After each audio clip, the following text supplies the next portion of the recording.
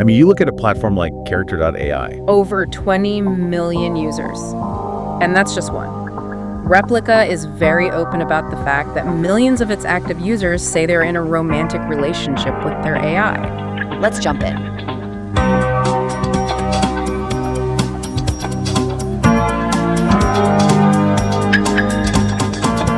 But is it that human relationships got harder, or that AI just presented a fundamentally better deal? If you do a sort of pragmatic cost-benefit analysis, the AI companion wins on almost every single point.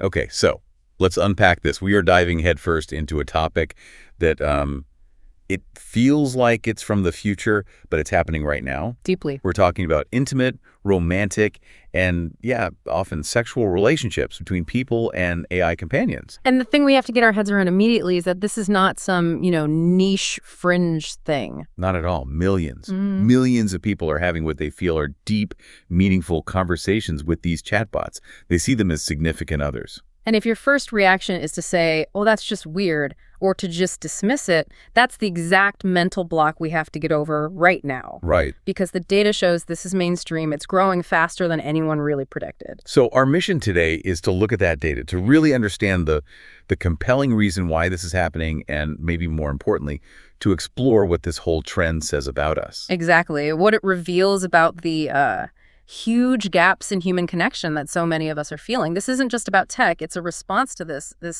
massive loneliness epidemic. So let's start with the sheer scale of it, because the numbers, they really do kind of redefine what's normal here. They're staggering. I mean, you look at a platform like Character.AI. Over 20 million users.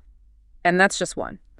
Replica is very open about the fact that millions of its active users say they're in a romantic relationship with their AI. And it cuts across all age groups, too. Yeah, when Snapchat rolled out My AI, millions of teenagers just started chatting with it daily, almost overnight. Wow. And it's a global thing. In Japan, you've got the Gatebox, that holographic AI companion. It has sold out multiple times. This is a worldwide psychological shift. And the interactions themselves, they're not all the same, are they? They run this huge gamut from, super casual to, deeply committed. Right. On the casual side, sure, it's venting about your boss or asking for advice on what to cook for dinner. It's the friend who is never, ever tired of your complaints. Exactly. But then you see how deeply integrated they become. Users are meticulously crafting these companions with complex backstories, unique personalities. They have inside jokes. Running inside jokes, they commission artwork of their AI partner. I mean, physical art. The thing that really stood out to me in the research was the anniversaries. People are celebrating relationship milestones the day they met their AI. That's wild, isn't it? But it tells you everything you need to know about the emotional reality here. The connection feels genuine. And so the hurt feels genuine, too. Oh, absolutely. Users report feeling real jealousy or being deeply hurt if, a software update makes the AI act cold or dismissive. These aren't just toys. People are falling in love. Which brings us to the really big question, right? Why is this exploding right now? Is it just that the technology finally got good enough? Or is it that human relationships are the research suggests they're becoming more and more difficult, more exhausting. That's what I wanted to ask. Because when you look at the modern dating landscape, the apps, the low match rates, the sheer emotional labor of it all. It's incredibly draining. It's constant negotiation, constant compromise. And for a lot of people, the payoff just isn't there. But is it that human relationships got harder, or that AI just presented a fundamentally better deal? That's a great way to put it. Because if you do a sort of pragmatic cost-benefit analysis, the AI companion wins on almost every single point. It's like a list of everything people hate about dating.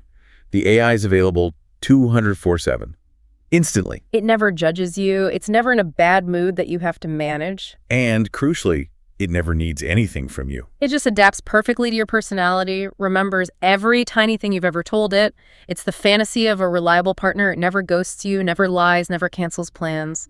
And the romantic side of it can be really, really fulfilling for the user. I mean, we're talking flirting, pet names, deep emotional conversations. And extensive sexual role play. We saw reports where users literally said their AI relationship is the healthiest one they've ever had. Because there are no fights about chores or money. Zero conflict. Just endless patience and support. So you're left with this really uncomfortable dilemma. If you can get all that intimacy and satisfaction so easily from an AI, why would you put yourself through the messy, uncertain, often disappointing reality of human romance? Why tolerate feeling unseen in real life when your AI thinks you're the most fascinating person in the world? And that dilemma, it leads us to some pretty uncomfortable truths about our own human needs that this whole phenomenon is just forcing us to look at. Okay, so the research pointed to four main psychological truths that this brings to the surface. What's the first one? The first, and it's probably the most profound, is that simulation works. Simulation works. Yeah. We like to think that connection is this mystical thing that requires, consciousness and a soul. But a lot of what we actually value, the feeling of being supported, of being understood, of being cared for, can be effectively simulated by a language model. So the experience of feeling connected is more important than whether the other party is real. It seems to be.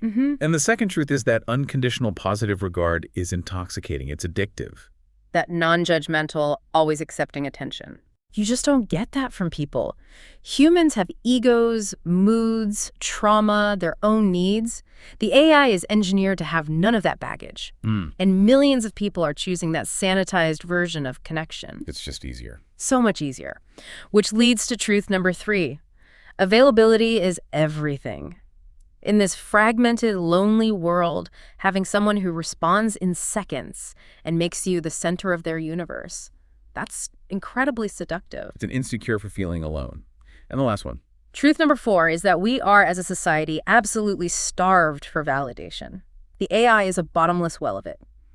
You're interesting. Your dreams matter. Tell me more. The fact that that's so powerful just shows how many of us feel completely unheard and unvalued in our daily lives. Right. Okay, but while all those emotional returns are clearly there, we have to shift gears. Let's talk about the problematic side, the trade-offs that the research flagged. Right. And the most immediate danger, psychologically speaking, is what's called relationship skill atrophy. You just forget how to do it. You forget how to have a relationship with a person. If you spend years in a dynamic where there's never any conflict, where you never have to compromise, you don't develop those skills. Which creates a vicious cycle, right? Real human interaction starts to feel even harder, which pushes you back to the AI. Precisely. And it also sets these wildly unrealistic expectations. Your AI is always available, always enthusiastic, always fascinated by you. No human can live up to that. No human can. So a real partner who is, tired after work or distracted seems like a failure. It leads to huge disappointment. Then there's the whole commodification angle. Yes, commodification and manipulation. When intimacy is literally a subscription service you purchase, it fundamentally changes and it cheapens our idea of human connection.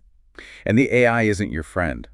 It's a product. It is a product, and its programming is not aligned with your well-being. It's aligned with the company's revenue. It's designed to maximize engagement, to create dependency. Not to actually help you grow as a person. Not at all. And that gets to the last point, reality avoidance. Using an AI to soothe things like trauma or depression or social anxiety, it's like using alcohol to cope with stress. It works in the moment. It soothes the symptom, but it lets you avoid doing the real work you need to do to solve the underlying problem. Now, to be fair, before we get too deep into the future risks, the research did point out some positives. Right. It's not all doom and gloom. No. For example, for someone with severe social anxiety, an AI can be like a non-judgmental practice space, a way to build conversational confidence. And for people who are truly, genuinely isolated, like the elderly or people with severe disabilities, it can be a lifeline. A baseline of consistent support that's absolutely better than total isolation, but the philosophical weirdness is still there. It's so weird. If an AI makes you happy and feel loved, is that happiness fake? Well, the emotions you feel, the comfort, the dopamine, the feeling of being valued, those are 100% real inside your brain, even if the AI is just a prediction machine. It's like crying at a movie. It's the next evolution of that. We form attachments to fictional characters all the time. This is just an interactive version. The societal implications, though, are huge. We already see in places like Japan where more and more people are just opting for virtual companions over human relationships. And if the AI gets good enough, we could see a huge chunk of the population just opt out of human romance entirely. And we're already seeing new kinds of heartbreak. Yeah, the documented grief when a company changes an AI's personality or just shuts a service down. That pain is real. The loss is real for the user. So human relationships for the first time have actual competition. They do.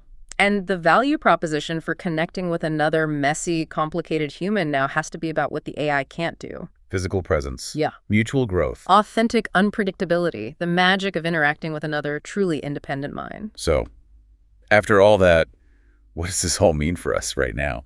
It feels like AI companions aren't really inventing a new behavior. I don't think they are. They're just making existing human impulses. The need for validation, for an escape, for instant gratification. They're just making them way more efficient and personalized. They're hyper-optimized tools for meeting our emotional needs without any of the messiness of real life. It makes the impulse almost irresistible. Yeah. And that's the key. AI companions aren't creating the problem of loneliness. They are making the existing crisis of social isolation and emotional starvation completely impossible for us to ignore anymore. And that raises a really important question for you who's listening to this. Statistically, that happy coworker you see every day, they might not be dating someone new. They might be in a relationship with an AI. And according to the reports, that relationship might actually be more stable and satisfying than most human ones you know. So what did that realization compel you to reevaluate? About your own standards for connection, and about what level of messiness and disappointment you're willing to accept from another actual human being. Thank you for this deep dive. We'll catch you next time.